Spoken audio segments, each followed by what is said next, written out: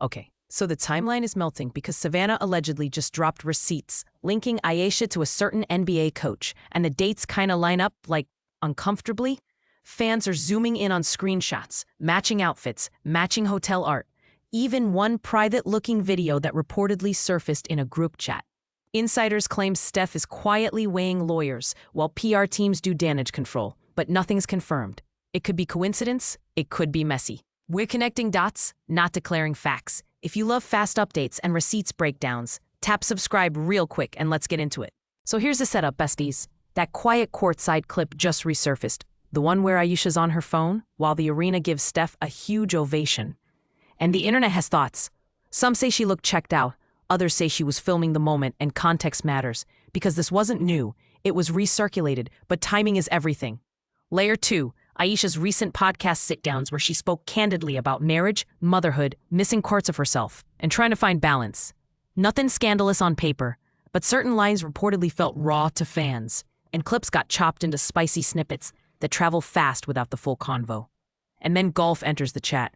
Ayesha has been sharing more on the course, tagging a particular pro coach, posting swings, drills, and sunny fairways. Cute content, yes, but internet sleuths linked dots, asked why Steph wasn't in those posts, and spun theories from tag trails and geotags, which, to be clear, are unverified and mostly vibes. Steph's absence in that slice of content doesn't prove anything. Schedules, privacy, or simple preferences could explain it, but the combo, phone clip, vulnerable podcast pull quotes, and golf tags creates a narrative machine. That's the climate right now. Recycled footage, fresh feelings, and a lot of alleged tea brewed from captions, angles, and who shows up on stories. Okay, so here's what's circling right now, and breathe, because this first drop is a lot. Multiple alleged DMs tied to Savannah, reportedly packed with timestamps, tagged photos, and even a short, unflattering clip that's making the rounds in group chats. People claim the receipts line up, but remember, screenshots can be edited, context can be clipped, and a bad angle is not a confession. The chatter says the clip shows a vibe shift, not a smoking gun. And the tags allegedly connect faces, places, and dates, which is why the comment sections are buzzing.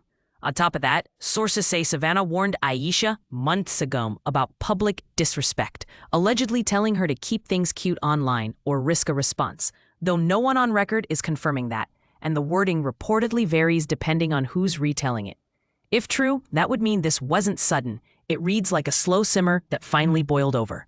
But we don't have the original files, only what's being reposted and recropped, so salt to taste. Fans are split. Some say boundaries, some say petty. Others want everyone to log off. For now, treat it as developing. Watch for verified uploads, and don't take a chopped clip as gospel until the full context, if any, gets posted. Here's where the dots start connecting, at least according to the internet detectives. Fans have been clocking a pattern, and it's giving something's up, and maybe. First, the solo outings. Reportedly more separate appearances than usual. Different cars, different tables, different friends. Could be scheduling, could be normal. But people notice when it stacks. Then the ring-off moments. A few clips and pics where the band is missing, allegedly for workouts, shoots, or glam. Totally plausible. Athletes and celebs take jewelry off all the time. Still, timing matters and fans keep screenshots like receipts. Next, the flirty optics. We're talking lingering looks in group settings, playful comments, maybe a touch on the arm caught at the edge of a frame. Nothing conclusive. Could be friendly, could be edited. But when the same faces reappear, it reads as a breadcrumb trail to some.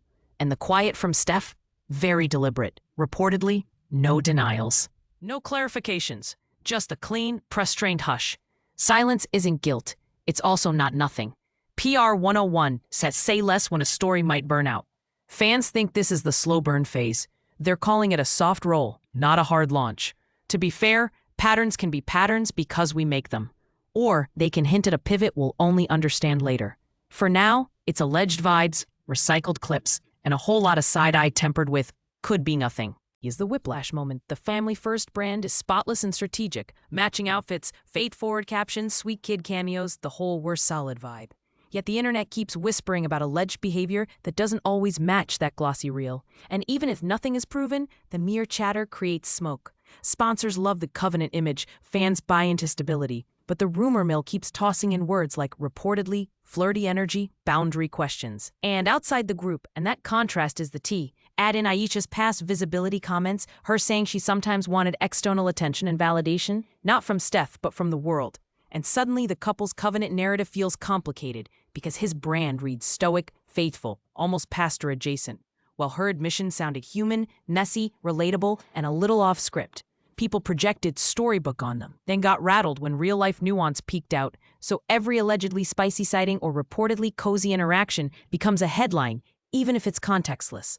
Optics do the heavy lifting here. Curated posts signal unity, but the whispers suggest friction, and fans are left doing calculus. Can the family-first message coexist with reported gray zones and a partner who openly craves being seen? Short answer, yes. Humans contain multitudes, but branding hates gray. And that's where the contradiction lives, humming loudly in between captions, courtside kisses, and the algorithm's appetite for doubt.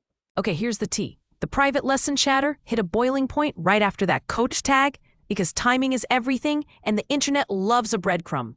And then, boom, people say a new video allegedly leaked. A short clip, grainy, muted, supposedly them, supposedly late, supposedly in a training space that looks like a studio or maybe a hotel hallway, and stans are convinced the lesson wasn't about drills. But let's breathe, because nothing in the clip confirms anything beyond two silhouettes and a logo some folks claim is the coach's old sponsor, which others say is a generic decal. So we're very much in could-be territory, not is territory. And the coach tag? It reportedly came from an assistant-managed account, not a personal post, which could explain the weird caption that stoked the fire. While the video has competing watermarks that scream re-upload, edits, and maybe even a stitch. With jump cuts people are calling strategic, but also could be just bad screen recording. And yes, timestamps are inconsistent, with one frame showing a date that doesn't match the event schedule. So either the calendar is off, or the clip's old, or both. Plus, a PR source is said to be monitoring, not denying, which is typical we don't platform rumors mode. And until someone goes on record, it's speculation, alleged, reported, unconfirmed, so sip carefully. Because out-of-context content can spiral fast, and this might just be smoke without a fire. As the dust settles, the spin machine reportedly kicks in. Captions turn reflective, family photos lead, comments get limited, publicists call friendlier outlets. A charity moment appears on the calendar. Brands get reassured with quiet check-ins. No big statements, just calibrated vibes. The goal feels simple. Soften edges, slow the scroll, and move the narrative from shock to values. Behind that, sources claim Steph meets faith advisors. Think team chaplain, longtime pastor. And a trusted mentor. Not a photo op, more like a huddle. Scripture, accountability, and how do we walk this out talks. If there's counseling, it's kept private, reportedly to protect the kids and the locker room. Choices get framed as growth, not gossip. And then there's Savanna, allegedly moving like the silent firewall. The wives circle tightens. Group chats get rules. Loose talk is iced. Courtside optics get tidy. Coordinated entrances. No stray side eyes on camera. League image matters, and she knows it. Sponsors watch. Playoff energy demands quiet. She protects the brand and the sisterhood in one sweep. Motive, stability, money, legacy. Keep endorsements steady. Keep teammates focused. Keep families out of the blast zone.